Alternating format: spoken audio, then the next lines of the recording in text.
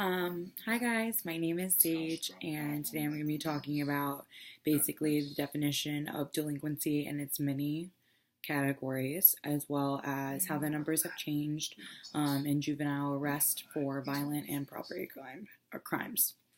So this is my ID, basically with my name, if you can see it, and there I am. My hair is different. So basically to get started, we're going to talk about the definition of delinquency and its legal definition, social definition, and then psychological definition. So in its legal definition, it is defined as behavior against the criminal code committed by an individual who has not reached adulthood as defined by state or federal law. So basically, this is just like the youthful offenders that are known by the courts in the state and that are tried by the state. So again, these are people who are under the age of 18. We also do have the social definition. So basically just like how the rest of the world sees it, which is a wide variety of youthful behaviors considered inappropriate. It's not all behaviors are considered criminal, and the police may or may not be aware of the acts that are taking place by said individual. This could either, if the law were to know about it, this could either end up in informal probation or a diversion program. So a diversion program would basically, they would send the child to classes or like a program that may or may not be like overnight, I'm not sure. And they would teach them like different ways to cope and not go through that behavior that they were doing before. There's also the psychological definition of delinquency. It's widely based on conduct disorder, which is basically delinquent acts of fire setting, sexual abuse towards young children, running away from home, skipping school, destroying property, fighting, cruelty to humans as well as animals, and telling lies.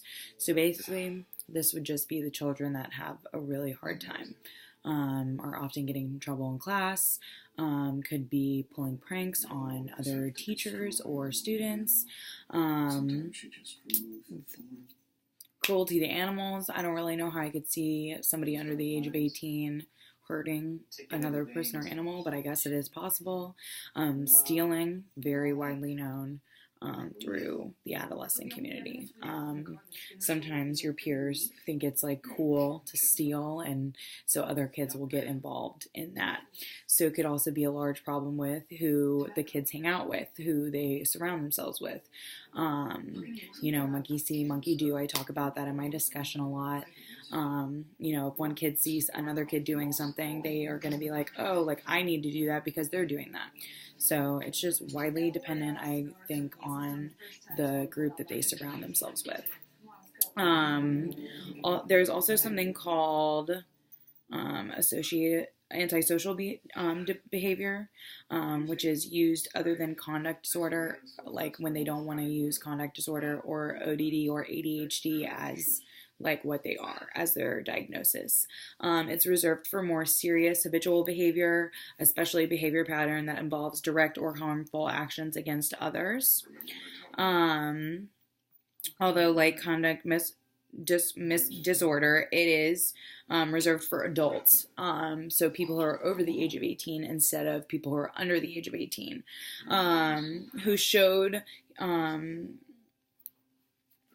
continuing conduct disorder as children or adolescents and continued serious offending in adulthood. So these are behaviors that would have begun as they were a child to be considered antisocial behavior. And that continued throughout their adolescence and progressed into their adulthood. So you basically still see it today in that person.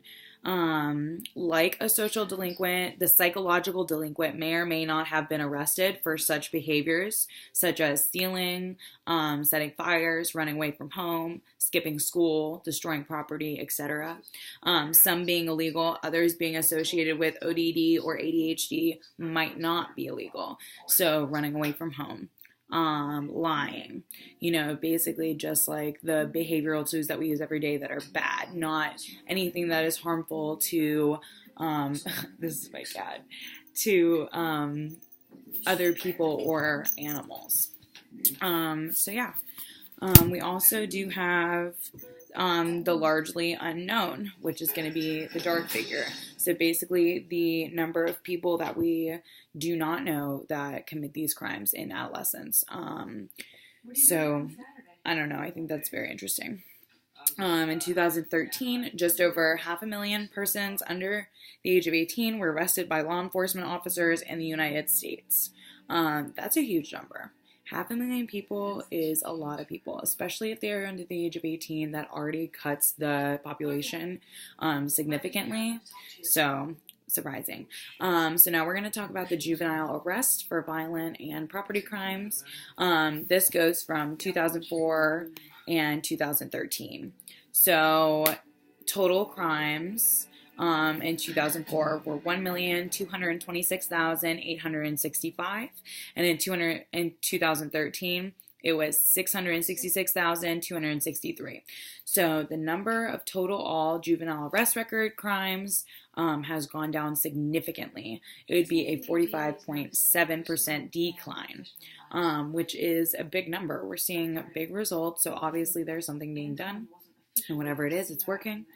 The murder non-negligent homicide, in 2004 it was at 643, and in 2013 it was at 492. So there we see a 23.5% decline. So again, moving down, not as significantly as the other one, but still moving. So I just thought it was super interesting that there were so many people that